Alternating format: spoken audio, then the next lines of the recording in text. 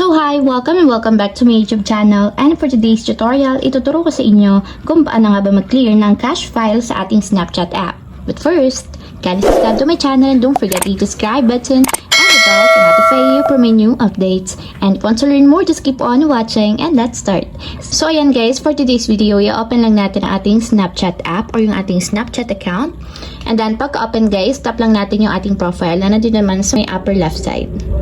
So dito guys, sa pinakang profile ng ating account, tap lang natin yung settings button na nandito naman sa upper right corner. So dito sa pinakang settings, ang gagawin nyo lang guys, scroll up nyo lang. And punta kayo dito guys, sa pinakang dulo. So nandito siya sa account section. So kung makikita nyo naman, nakalagay yung clear cache dito sa pinakang unahan. So tatap lang natin yung clear cache. And may magpo-pop up na option. So tap lang natin yung continue para ma-continue yung pag-clear cache natin dito sa Snapchat app. So tap continue. And ayan guys, successfully na-clear na yung cache files natin dito sa ating Snapchat app. So ayun lang guys, ganun lang kasimple kung paano nga ba mag-clear ng mga cache files sa ating Snapchat. If you have a question, kindly comment down below and don't forget to hit the subscribe button and the bell to notify you for my new updates. And thank you for watching!